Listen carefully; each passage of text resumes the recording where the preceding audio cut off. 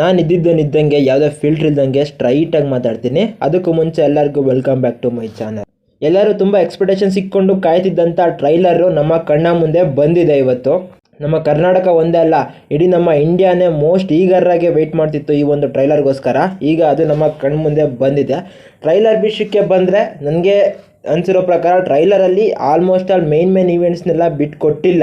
ಆಯಿತು, ಆಮೇಲೆ but ಸ್ಟೋರಿನ guess ಮಾಡ್ಬೋದು ಈ ಒಂದು ಟ್ರೈಲರಿಂದ. ಬಟ್ ಆ ಒಂದು ಕೆಲಸನ ಯಾರು ಮಾಡೋಕ್ಕೆ ಹೋಗಬೇಡಿ. Why I don't understand. ಆ ಥರ ಮಾಡಿದ್ರೆ ನಿಮ್ಮ ಒಂದು ಎಕ್ಸ್ಪೀರಿಯನ್ಸ್ ಹಾಳಾಗೋದಂತೂ ಗ್ಯಾರಂಟಿ.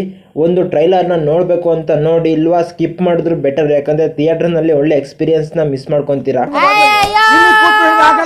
ಮತ್ತು ಇನ್ನೊಂದು ಗೈಸ್, ನಿಮ್ಮಲ್ಲೆಲ್ಲ ಅಂಬಲ್ ರಿಕ್ವೆಸ್ಟು, ಆ ಬ್ರೇಕ್ ಡೌನು, ಸ್ಟೋರಿ ಲೀಕು, ಆ ಥರ ಕ್ಯಾಪ್ಗಳು ಮತ್ತು ಸ್ಟೋರಿ ಅನಾಲಿಸಿಸು, ಈ ಥರ ವೀಡಿಯೋಗಳನ್ನೆಲ್ಲ ನೀವು ದಯವಿಟ್ಟು ನೋಡೋಕೆ ಹೋಗಬೇಡಿ.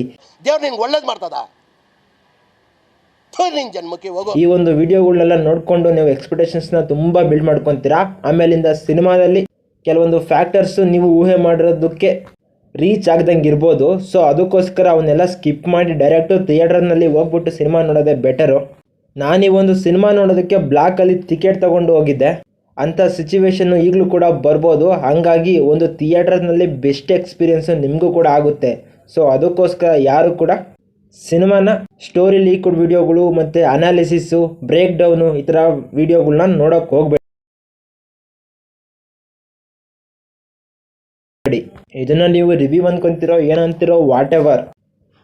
ಒಂದು ಟ್ರೈಲರ್ನಲ್ಲಿ ತುಂಬ ದಾಚಿದ್ದಾರೆ, ಕ್ವಾಲಿಟೀಸ್ ಎಲ್ಲ ಚೆನ್ನಾಗೇ ಇದ್ದಾವೆ. ಮತ್ತು ನಮ್ಮ ಶೆಟ್ರು ಮತ್ತೊಮ್ಮೆ ಏನೋ ಮ್ಯಾಜಿಕ್ನ ರಿಪೀಟ್ ಮಾಡೋ ಥರ ಕಾಣಿಸ್ತಾ ಇದ್ದಾರೆ. ಈ ಒಂದು ಸಿನಿಮಾ ಸೆಟಪ್ ಆಗಿರೋದೇ ಕಾಂತಾರ ಯೂನಿವರ್ಸಲ್ಲಿ. ಬಟ್ ಕಾಂತಾರ ನಡೆಯೋದಕ್ಕಿಂತ 100 ವರ್ಷಗಳಿಗಿಂತ ಮುಂಚೆ ನಡೆಯುತ್ತೆ. ಇಷ್ಟು ಮಾತ್ರ ಹೇಳೋಣ. ರೆವಲ್ಯೂಷನ್ಸು ಇದ್ರ ಬಗ್ಗೆ ಎಲ್ಲ ಸಿನಿಮಾ ರಿಲೀಸ್ ಆದಮೇಲೆ ಮಾತಾಡ್ಕೊಳ್ಳೋಣ. ಮಜಾ ಆಯಾ.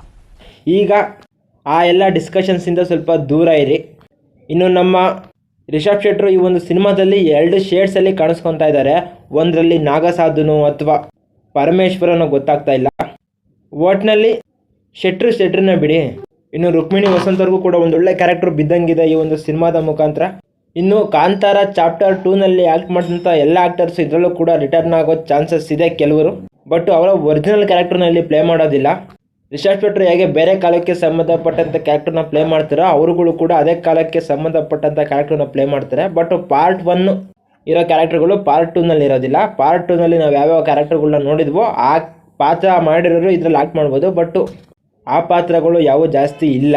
ಎಲ್ಲ ನಾವು ಸ್ಟಾರ್ಟಿಂಗಲ್ಲಿ ಅಥವಾ ಎಂಡಿಂಗಲ್ಲಿ ಆ ಒಂದು ಪಾರ್ಟ್ 2ನ ಕ್ಯಾರೆಕ್ಟರ್ಗಳನ್ನ ನೋಡ್ಬೋದು.